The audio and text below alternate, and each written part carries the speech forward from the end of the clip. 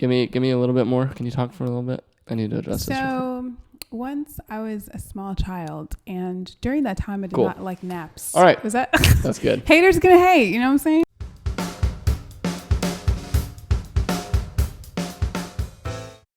All right. So I'm Taryn, and this is... I'm Ben. Yeah, this is my friend Ben, the podcast or the video, depending on... People are going to get tired of that shtick at some point. They have to know who it is, because new people don't know who he is. Hashtag branding. Yeah, don't be mad.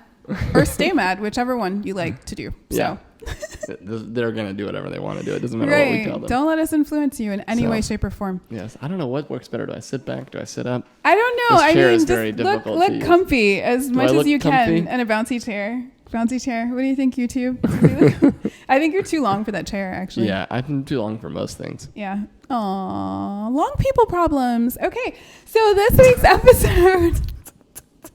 We're gonna move along. This week's episode We're gonna talk about a Christian movie, which is the worst of all segue. things, the worst segue. Praise the Lord, saints. So we are gonna talk. So I challenged Ben to watch an old school movie, and let's start with. I gave you choices. Well, okay? no, let's start with. You said, "Hey, Old let's school watch Christian a Christian movies. movie." Yes, I was like, "Gag me with a spoon." Because somebody doesn't love Nobody Jesus. wants to see that. Somebody doesn't love Jesus. No, somebody doesn't love terrible Christian movies, movies. which is me. Yeah. I don't love terrible movies. So I watched them all. I watched them all, and then I just talk through the whole thing. So the worse it gets, the more I have to talk. So a mega code, let me tell you. I don't even know what that is. Because it was a 2-hour talk fest. Because I was like, who is that dude though? Who is it? Like, it just so many questions. There was some of that in Corrie Ten Boom or a little The bit. Hiding Place when I watched it. So the I watched it with my movie, fiance. let's be clear. So it's The Hiding Place, which is a true story. And the film was, this is a 1975 film. Yeah, so it's based on a actually true shot story. on film. Yeah. So it's based on the book she wrote about her family. And, Called The Hiding Place. All that they did in Holland. And yeah, they lived in Holland during Nazi occupation. Right. So they, some of them, the extended family between the cousins and things, some of them were like Dutch resistance. And then some of them just specifically wanted to help out Jewish people. So they were a Christian family, and they, it was a cross of revolutionaries in the sense of humanitarian revolutionaries in this. Right. They was helping people and the people who were a little bit more political. Even though the Nazis classified them all as political. But I mean, so the main character who survives is Corrie Ten Boom. And so it's the film is based on her book. Because she made it through and could write a book about it. Yeah. It's the only one, right? Yeah, she's the only one of her family that survived. Yeah. But a lot of the Jewish people that they helped totally made it out of the country even. Right. So it was really awesome. If you read the book, it's so much detail, so many stories. And she's among the righteous or whatever. They have a list, Israel keeps a list of especially those who helped Jewish people during the Holocaust. So her whole family is listed on that list. I forget the exact name of it, but it's the righteous. Booms? Yeah. All of all 10 of the booms. 10 booms. Yeah. That was awesome. So there were about 10 of them who did it. But yeah, so this is a film. So it's a really great film. I mean, it's a proper film. It's pretty good. Yeah. It's not this low budget cheesy. It is shot well. Yeah. It looks good. The sound is good. For a Christian movie made in the 70s, I was impressed with the How many Christian movies from the 70s have you seen? That was the first. But I'm saying, I've seen Christian movies from the 2010s. Right. And there's a stigma there. Yes. And so I just was projecting that stigma all the way back to antiquity. Right. Or, in the 1900s when film started. There was a boom, though. So here's the thing. I gave him a choice. So I was let's just go old school and watch an old school Christian film. And so the choice was The Hiding Place, which is the most serious one. And it's actually true. Then there was Across in the Switchblade, which is my personal favorite that you were hating on, which is also a true story. It's about a guy named Nicky Cruz. He's still alive. Look him up. It's about David Wilkerson, who already died. But I love this movie because the soundtrack is ridiculous. It's completely 70s. There's one song where they're literally singing. It's a chorus of people. They're like, God loves Nicky Cruz. And then there's these 70s drums. Yes, it's so great. Wow. It's so great. Maybe I'll have to go watch that. And then it's Pat Boone is playing the preacher, David Wilkerson. And then Eric Estrada from Chips if you're old enough to know about Chips, yeah, call me. So if you thought originally, so Chips was like a big TV show in the 70s. I only know about Chips because of Breaking Bad. Right. Okay. So there's a reference, right? So Chips, so he's a motorcycle cop, and then Eric Estrada is like this cool Puerto Rican guy, and he plays Nicky Cruz, who was a gang leader. So it's about gangs in the 50s, but it was shot in the 70s. The soundtrack and the fight scenes, it's just so 70s. Like the sound effects, like I don't know. I love 70s movies. I find them hysterical. So there was that. So that was the second choice. And then the third choice was, it's an absolute classic. You have to watch these though, because it's hysterical. Again, so 70s had like a bunch of disaster films, like The Poseidon Adventure, Towering Inferno. There was like all these disaster films during the 70s. So someone was like, hey, let's do a post-apocalyptic rapture film based on like a disaster type. So, okay. So that film, I feel like it was David Jeremiah and John Hagee's like brainchild. It might have been. Like, I don't know who made it. Let's come up with the greatest scare tactic about the rapture that we It's great. And it was terrifying. So like youth groups used to make kids watch these. Of course they did. And then that's what you did back then. Even when I watch the trailer now, why did I just forget the title of the film? This is so awful. Kids Left Behind is the modern one. This is The Devil and something? No, because the first one, how did I come unprepared? I'm gonna say it, but there's a moment in the trailer for this where they sing like "You've been left behind." It still gives me chills. That's so scary. Like it still gives me chills, and the girl's just running by herself with like her stringy hair flowing, and it's really terrifying. So sorry, I'm looking it up to see. Yeah. All right. Yes. So the movie is called The Thief in the Night. I just looked it up. You like that? Yeah, we had to take a break. A Thief in the Night. So seriously, that is like the most epic like rapture film. It is cheesy, but it's creepy too. Gosh. 70s movies, man, like Cujo, like 70s are just full of like ridiculous, and actually Cujo might have been early 80s, but just ridiculous like disaster, like preventable disasters. Basically, I feel like. And so Thief in the Night went on that theme. You should still watch it. Well, it's really interesting because I was listening to another podcast earlier today that was talking about something completely different. But it was noticing pop culture, like we all pivoted maybe 30 years ago in culture where all the disaster movies used to be and stories used to be about God or someone from space or someone from outside of the world coming to judge us and then end the world. Right. And now it's all post-apocalyptic worlds where we've figured out ways to kill ourselves. And so it's this like, is it because we now are afraid of how much power we've given ourselves, or is it this postmodern like, there isn't really a God controlling everything, but we still think that we're all going to end in destruction. So is it like is the portrayal of post-apocalyptic movies at our own destruction a like dismantling of the idea of God in culture? Yeah. And we've given that power to ourselves now. Yeah. But I thought that was a really interesting like cultural commentary that they were talking about. Is like everything's zombies or robots or we're going to lead to our own demise. And God is now removed even from our post-apocalyptic fantasies. That's an interesting sidebar. Yeah. No, it but totally anyway, we're not talking about The Thief in the Night, but no, it totally is. There's just tons of things you could talk about in that. Also, how apparently all black people are raptured for prior offenses. Just for the record. Wait, is that in that movie? Because there are no black people. Right. So apparently we were all given amnesty for prior offenses against us. Because I was like, where did we all go? We all made it. Everyone made it. That's cool. So anyway, we did not watch that for the podcast. Ben has not watched it. He needs to. I haven't seen either of those two. We can talk about that. But I did watch The Hiding Place, which was, of the three, probably the movie that was most right up my alley. Yeah, it's realistic. She gave me the choice to pick, and I picked the one that was based on a true story. That was about rescuing Jews from the Nazis and like surviving the Holocaust. Yeah. So it was all about the world and how to do good and so I think my biggest takeaway wasn't really from the movie at all. It was, what in the world, Christians used to be able to make good movies. That's so horrible. We used to actually know how to make movies, and now we don't. We're terrible at making movies.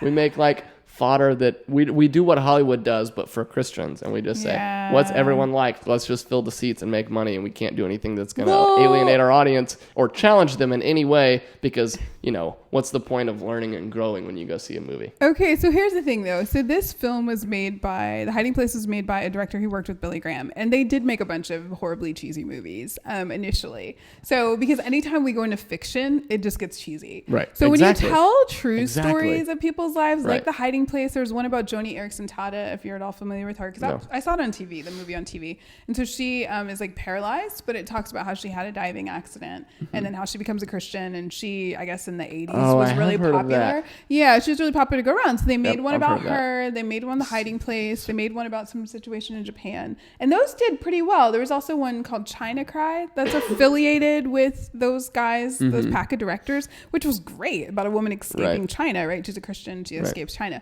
So those, it's interesting because when they stick to true life, like it's great. Right. For some reason, when people try to make up little stories, it usually gets a bit cheesy. Christians, not people. People can make up great stories when they're given creative freedom to do so, but it's because they're making it within a genre of Christian film or faith-based which is expected movies. to have a happy ending and expected it has to be about not positive to things. have it any can't strippers. have any language it can't in have it. Strippers. It can't have drugs. It can't have anything bad, really. The worst thing it could have is like someone's having a crisis of faith. Or they have to take anxiety medication. Yeah, That's or acceptable. they're just like hanging out with people who are like kind of scary. Mean people. Yeah. Slash people from a different culture than them, which is bad. I would say, hey, that's the thing about this Cross and the Switchblade, because there were drugs. Whoa. Drugs. It's great though. It's great because it's 70s drugs. So it's like acid and they're just like, yeah, man, I totally see they're coming. Because everyone's dropping acid in the 70s. Like, what do you see? The colors. Yeah. Like, that's funny. It's not crystal meth, because crystal meth is scary. No, like acid is just like, yeah, it's so beautiful. It's like, precursors to ecstasy. Right. So it's almost funny. You're almost like, I could almost go for that. Yeah, well, maybe no one's losing teeth. No one. We should go back to the 70s for our Christian movies. Right. I don't know. We should just make culture more like the 70s, apparently.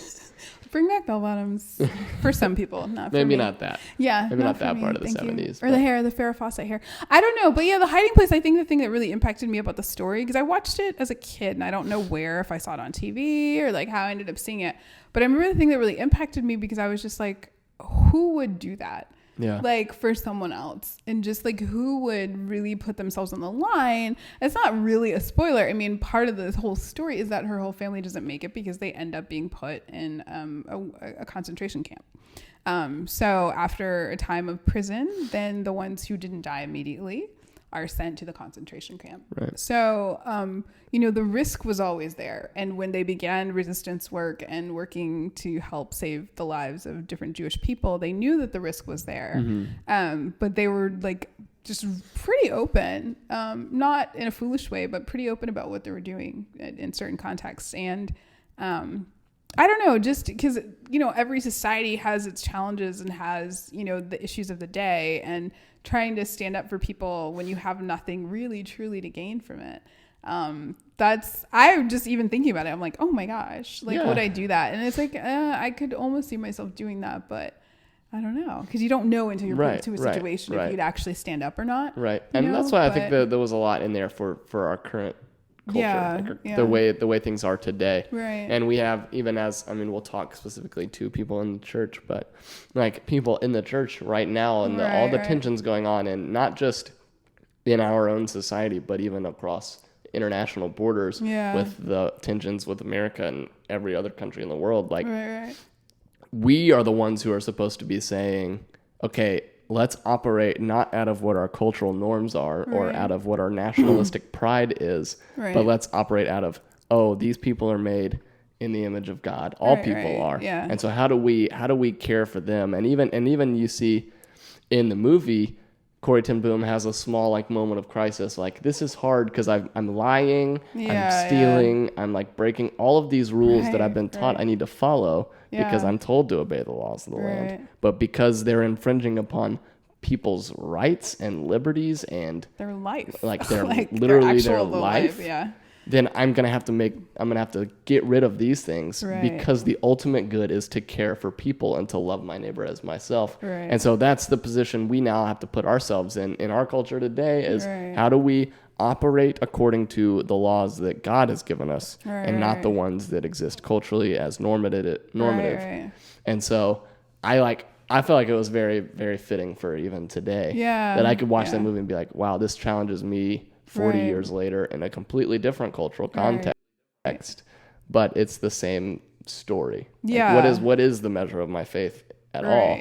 Would I do what she's doing? Will I today make a decision to put myself in a position that's uncomfortable or that may lose me? I mean, I'm not at the place to risk my life. I mean, that's not going to happen to me. We don't have a dictator in our country who's going to kill half our population. Thank you, Jesus. But at least right now, come November, who knows Trump. what's going to happen? I didn't say that. Who knows what that man's going to do? Hey, you'll be fine, Mr. Redbeard. Who knows what he'll be trying to do to people who look like me? So I'll be fine. Yeah. But anyway, so it's like, if that time comes, like, what will I do? Will I choose my own personal safety? Right. Or will I choose the safety of my family? Or will I choose what is right? Yeah.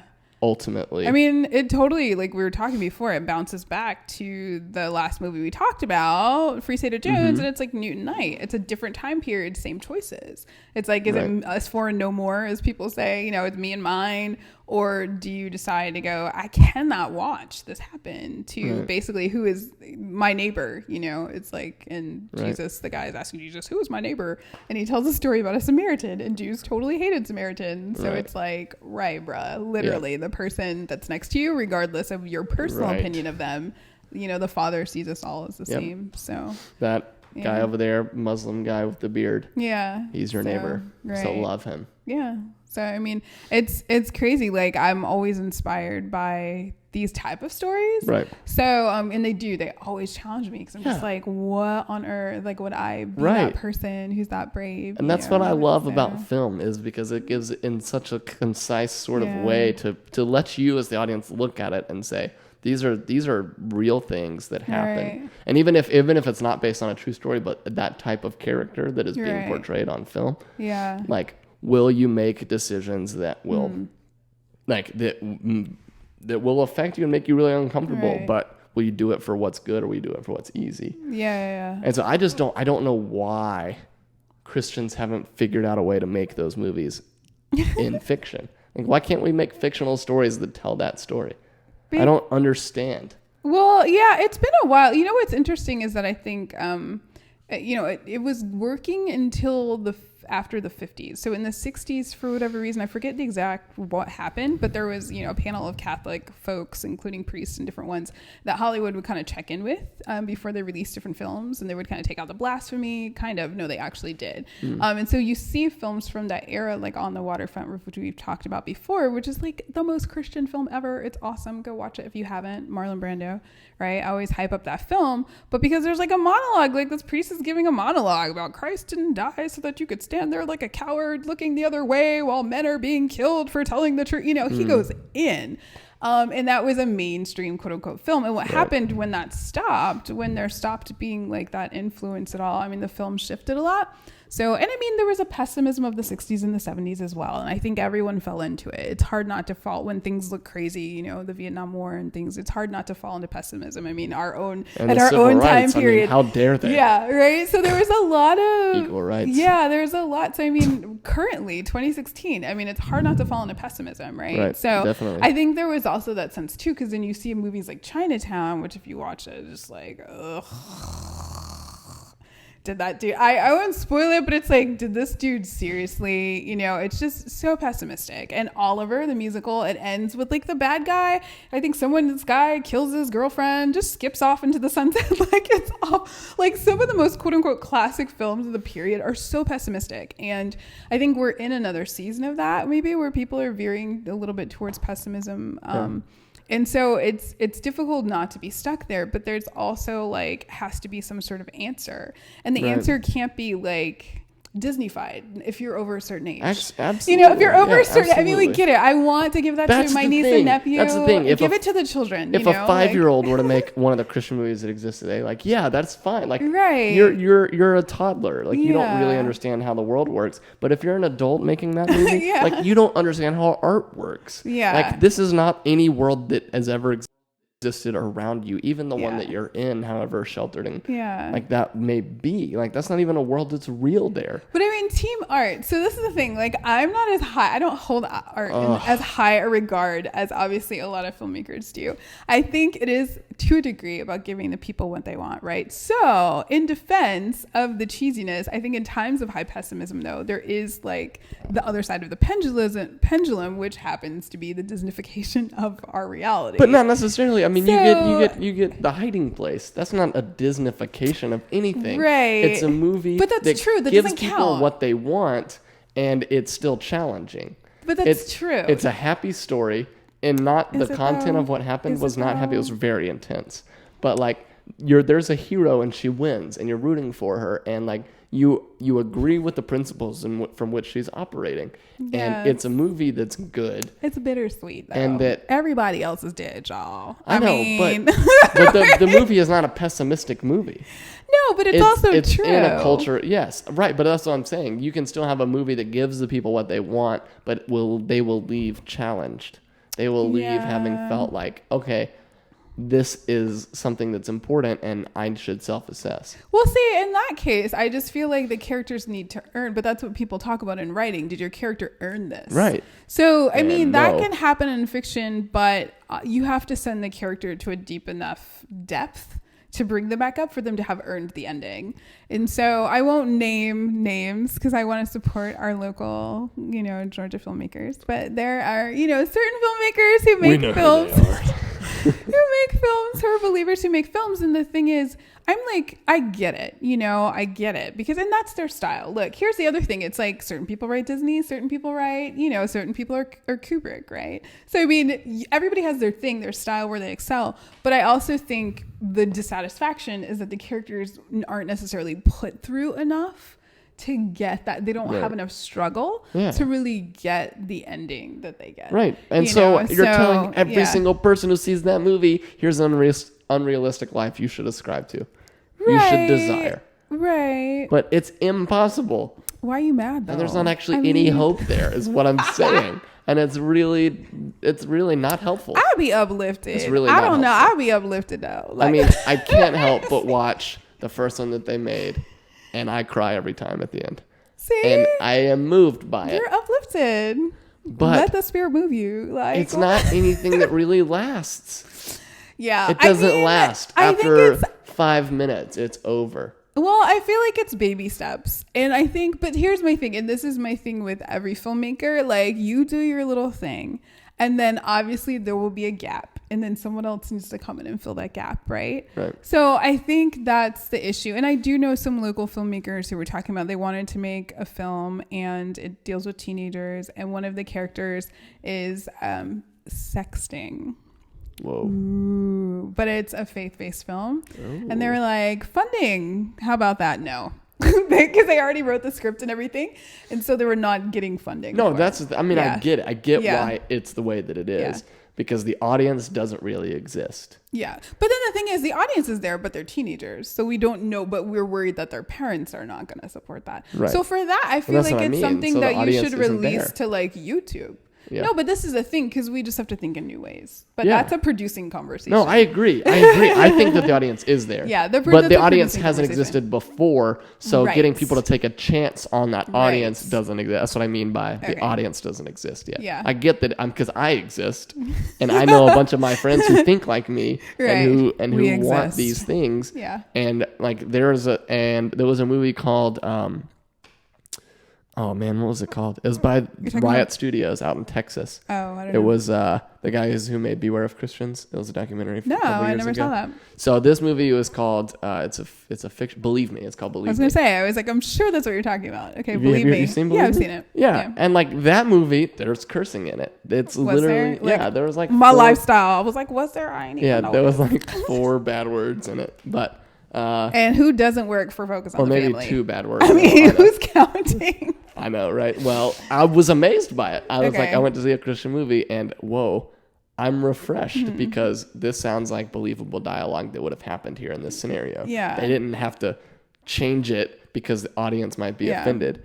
And so like that movie, I loved it so much because the movie's about a guy who graduates from college and decides to start a nonprofit to raise money to build wells in Africa to pay off his student loans and embezzle the money to pay off his student loans. Yeah. With 3 other guys, none of whom are Christians. Yeah. And they say, we'll prey on this Christian slacktivism to reward ourselves. Right. And so it does nothing except point the camera at the audience for an hour and a half and say, this is you, sit in it, and like they go on a 10-minute montage of like, this is how you should pray, this is how you worship, this is how you dress. If you want them to believe you, like this is the way the words, culture the is. vocabulary you that have to say be just using. a lot when you pray, and when you worship, like raise your hands this way and jump up and down at this time and clap on 2 and 4 and use the phrase love on.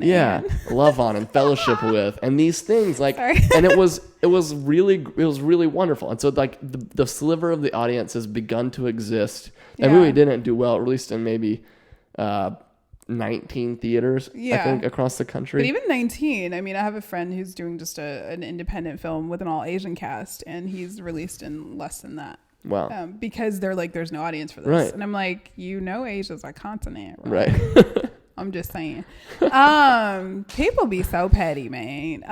But yeah, so similarly, it's like, there are people, even if they are lapsed in faith, who are familiar enough with this culture that they would be entertained by this film. I mean, I watched it on Netflix or Amazon Prime, one of the two. It's not on Netflix, unfortunately. So that's where I saw. I was just like, oh, what is this? And then I just do the trailer thing, and I was like, oh, that sounds interesting. Let me watch it. I like to support independent film, and I was like, it sounds like something I'd be interested in. And I was surprised by it, pleasantly surprised by it. Yeah, I mean, I wasn't like, oh my gosh, this is life-changing, but I was like, oh my god, how did they get this film made? Yeah, it was really so I was like, who paid money? How did they get it made? So that was their 3rd movie, but it was their first narrative movie. Okay. And so it's this guy named Will Backey. He went to Baylor, and a couple of other guys that went to Baylor, and they made this documentary. And Baylor is definitely the type of school, no offense, where you would have a fake nonprofit that was y'all know I'm right though. Current events. Okay. Current events. There's lots of stuff going down in Baylor right now.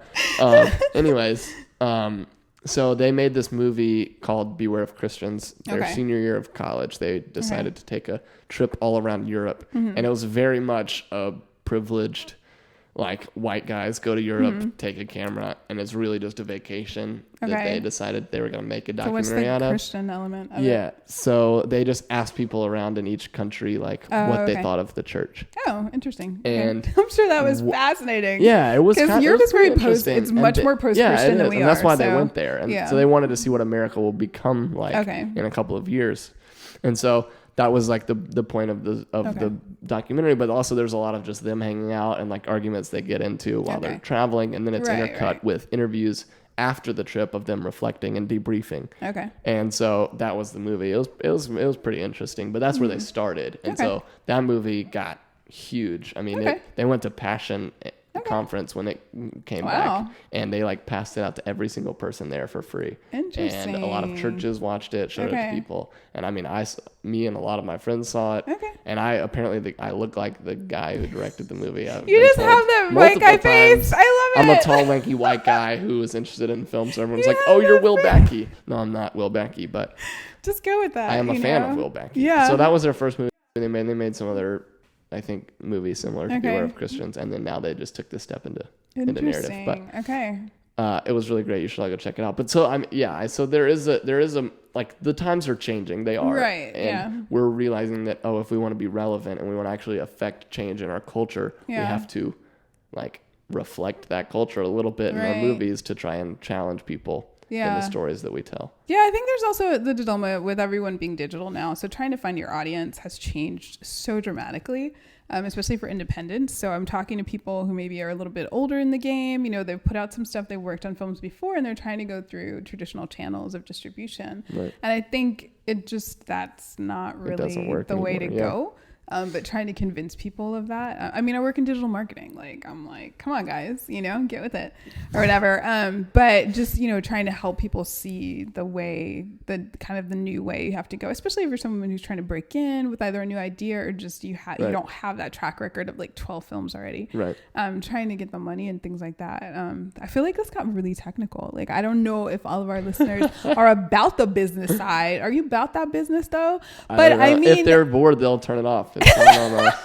We're enjoying our time. Right. I mean, I'm enjoying. Yeah, this conversation is invigorating to me personally. Yeah. But I think you know, the whole thing of, you know, Christian film is wanting to see, you know, more stories that really don't just touch the heart, but change people's lives. And so, but not in the like, oh, let's all ask everyone at the end to raise their hand and tell us how their life changed. But actually, they walk out of the theater and they act differently. Yeah. Or at least have conversations that will lead them to act differently or think about the way that they think and act. And I mean, I'll say that. I mean, I'm not going to lie. Like, I watched War Room and I was like, dang, I need to pray more, right? So that was a recent Christian film. Yeah, and I was like, oh, snap.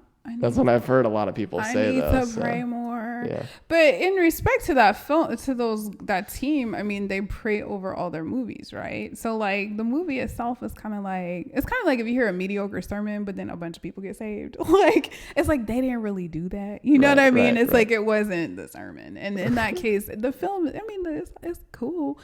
There's more to it, you know? And so, I mean, films can have different agendas. I do look at it a bit like propaganda. And propaganda always does its job, man. I've watched Chinese TV when I was in Beijing. I was like, oh my God, China is so amazing, y'all. My Chinese is whack too. I don't even speak Chinese, but I was watching, the little flag was waving. This elderly woman was crying in the countryside. I was like, China, man, so beautiful. You know, so I mean, propaganda has its place and its purpose. Feels like propaganda, though. And I don't have a problem personally, because again, I just have a different point of view. I have no problem with propaganda used in its proper methods. Yeah. So I do think, though, a lot of Christian films do fall into the category of propaganda. We know that propaganda changes lives, sometimes for the worse, but it can be used for good purposes. So, you know, I mean, no, it totally can. I mean, I guess so. You know, so I mean, I think that's the thing. It's like, that's not the kind of writing that I do. I'm definitely more about, you know, character. Yeah, don't turn us off for that reason, you know, please. Right? Yeah. Yeah. I mean, that's not the kind of writing that I do. Nor do I. I see the benefit in it. You know, it's okay. There's room for that. There's room for everybody. There's room for every type of writing. So. No, I do like that. I frustrate a lot of my friends and family because I get very. Can you imagine, folks? I know. Okay. I get up on my high horse that I've imagined for myself about what I think the epitome of filmmaking is, and like what I desire everyone to care about. And like, this is what you should do or get out of the way. Right. But it's not that. And not everyone is like me. And there are good things, and it's always good. Like, I have to remind myself and be challenged by, okay, there's a place for these other things. And just because you don't understand it, because you don't desire it, doesn't make it bad necessarily. Right. And I do a very poor job of reminding myself of that. I know, broaden your mind and stuff already. Drugs. No, don't do drugs. I'm just saying. 70s. Did you say go to drugs? I was like, drugs. Don't do drugs. Oh, no. I heard go to drugs. And see, I don't know because the devil's a liar. No, I was just trying to bring it back around to the 70s. You know, into the whole thing. No. Like, guys, the colors.